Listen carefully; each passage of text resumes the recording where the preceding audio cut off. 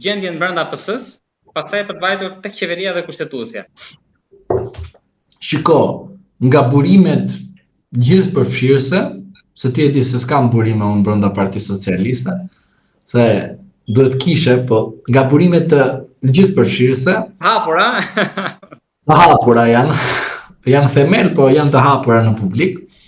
Unë mendoj se Partia Socialiste është një situatë reflektimi, por nga frika dhe nga halli dhe jo nga mençuria. Pra, Partia Socialiste është në një situatë kur thot me drejtësim e bërëm, por kemi përfunduar të gjithë në dyrë të drejtësisë. Drejtësia është ajo që në kupton për socialistët spakun, sepse socialistët vijnë nga komunizmi. Pra, nuk është se socialistët vinë të modernizuar nga një shkuara e cila ka qenë e modernizuar. Pra, vjen nga një mentalitet ku Partia e Punës është shndëruar Partia Socialiste dhe kushtetuta e asaj kohe, të 1976 po them, nuk po merrem përpara, Partia e Punës ishte parti kushtetuese dhe prokurori ishte mbi palët. Për ata që besojnë Partinë Socialiste, Partinë Komuniste, se ka socialistë të cilët nuk e besojnë Partinë e Punës, po thonë unë jam socialist. Tani unë s'kam tani se si ti diferencoj ata, sepse do bëhet aty oqean. Balluku tani se ajo po lëviz, nuk është se po Në rasti zonjës Balluku, të gjithë socialistët, të cilët janë pjesë të disa funksioneve, dini ju fare mirë, të institucioneve që drejtojnë edhe nga ajo, por edhe nga personat të tjerë, do të thoya janë në një situatë të cilët nuk po kuptojnë çfarë po ndodh. Pra, duke mos kuptuar çfarë po ndodh, ata vetë nuk e di ku ndodhen. Tani do më thuash, do më dëgjojnë mua. Jo, nuk do më dëgjojnë mua, sepse e prori tyre politik dhe administrativ është ai që i mban në presion. Të gjithë mendoj se janë në një presion, edhe kryeministri i vendit është në një presion. Do më thuash që presioni është për shkak se një prokurori e pavarur dhe një gjykatë e paanshme vendosi të pezulojë kryeministren? Jo, zëvendës kryeministren? Jo. Sekreti është ky, që secili prej tyre ka një sekret që kanë të bëjnë me një mosmarrveshje. Pra do të thotë që nuk është drejtësia ajo që bëri zotin Rama të ketë një konflikt institucional. Por është marrëdhënia dhe marrëveshja politike që ka me zonjën Balluku që bën që njëra edhe tjetra palë të ketë presion ndaj njëra tjetrës. Pra, mos u deni nga ideja që është drejtësia ajo e cila bëri namin, e pezulloi dhe zoti Rama tani duhet shkojë në gjykatë kushtetuese dhe aty ai do ta zgjidhë me presion edhe me një frikë të madhe. Jo. Frika, dëgjoni, frika midis zoti Ramës dhe zonjës Balluku nuk ka lidhje. Është frika Rama elektorati socialist, pra ata të cilët janë pjesë e stafit qeverisë dhe administratës, që kanë frikë ku të firmosin sepse dihet që do bëhet statistik, këtu është frika. Ndërsa rasti tjetër është rasti midis zotnjës Ballukut dhe zotit Rama. Këtu është presioni. Ka diferencë presioni me frikën. Prandaj ju them që Partia Socialiste është një situatë që është drejt një shkërmoqe, qeshni, po, më daloni, dhe sigurisht që pasojat do jenë të rënda. Është herët për të folur, ju e dini shumë mirë, unë kam folur për rastin e zotit Veliaj, kur të gjithë thonin as ka mundësi të futet në burg. A është sot në burg zoti Veliaj? Po. A është sot në plash zonja Balluku që kemi bërë disa herë në kësaj komente? Po. Unë personalisht ju them, Partia Socialiste do të jetë në telashe. E vetmja gjë që shpëton Partinë Socialiste dhe Edi Ramën është një marrëveshje politike me Sali Berishën. Edhe Ilir Metën ndërsa janë koalicion njëri me tjetrin. Mirë, kjo shpëton Partinë Socialiste, sepse pikërisht shpëton të gjithë klasën politike. Sepse klasa politike nuk ndëshkua në 11 maj. Se kur them unë përmes votës bëhet ndëshkimi se përmes drejtësisë pe rasti Saljani, e shiko rasti Saljani? Pra, a është një burgosur? Po. A është ndaluar deri në 2030 të ushtrojë një detyrë një funksion publik? Po. E ndaloi dikush të bëjë një mbledhje? Jo. A kishte një sallë të mbushur? Dikush do thotë i ka mbushur me njerëz me miq, s'ka rëndësi.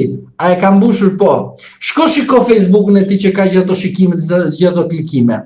Pra, nuk ka mundësi që të gjithë që kanë të paguar.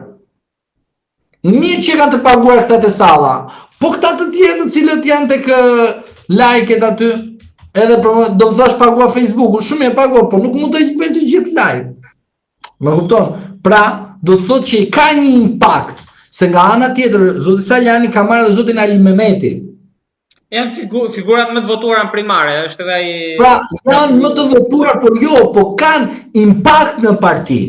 Ndërsa në Partinë Socialiste nuk ka impakt, zotëri, sepse është vetëm zoti Rama. Nuk ka sistem demokratik brenda Partisë Socialiste, sepse dikush do më thotë, çfarë demokraci thotë të Partisë Socialiste, sepse ai ka idenë akoma që është parti komunist, e kupton? Por partitë çfarë duhet të kenë brenda në thelbin e tyre? Demokracinë. Po ai nuk do të çojë Saliu, se edhe të PD-ja duhet të ketë demokraci, edhe të PL-ja demokraci, edhe të PS demokraci. Po ne kështu jemi mësuar. Thu partia thua parime demokratike, thotë, unë jam Sali Berisha. Or nuk them që jemi Sali Berisha, po kështu është parime demokratike, jo Sali Berisha. Pra, duam shumë kohë derisa të kuptojmë politikën, derisa të kuptojmë ligjin, derisa të kuptojmë që nga kuvendi i Shqipërisë që janë partitë politike normohet ligje që shkon për shpinë, për tokën, për bujqësinë, për blegtorinë, për arsimin, shëndetësinë, gjitha këto vijnë nga politika, vijnë nga partitë që votoni dhe për bashkitë, nga partitë, sepse si dalim, si doli Erion Velia, nga Partia Socialiste doli dhe u bë kryetar bashkie. Nuk bëhet kryetar bashkie dikush sepse del nesër nga qelli dhe zbret në tokë thotë unë sot do bëjmë kryetar bashkie. Jo, ka një rend kushtetut, ka ligje dhe ka gjithçka që duhet qytetarët të kuptojnë dhe të shikojnë që Partia Socialiste është në situatën më të vështirë të saj, sepse pas zotit Rama ngelet një pikpyetje e madhe e cila nuk ka shpjegim. Pse nuk ka shpjegim? Sepse për të marrë drejtimin e Partisë Socialiste, vetë socialistët do të futen në një luftë të brendshme, e cila do jetë e pamoralshme të lutem, edhe mos më kërko pse e them të pamoralshme, sepse në fjalimin pamoralshme nuk kupton çdo gjë tjetër, ose gjithçka.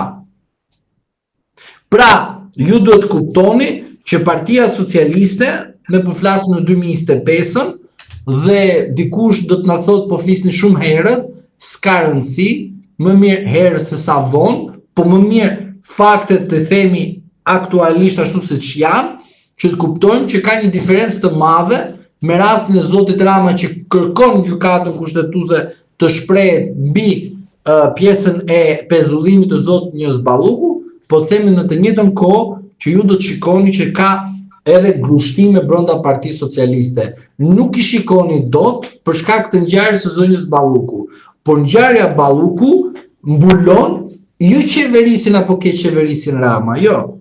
Problemet në Partinë Socialiste, sepse sapo ka ndalur. Po thjesht nuk i kuptojmë dot. Pse?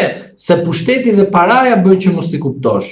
Por në rast se i bën një analizë jo emocionale, po logjike, do të kuptoni pas një kohe maksimumi deri në qershor, që do të shikoni që Partia Socialiste do të ketë probleme të cilat nuk do të jenë ashtu siç parashikohen për shkak se kanë pushtetin.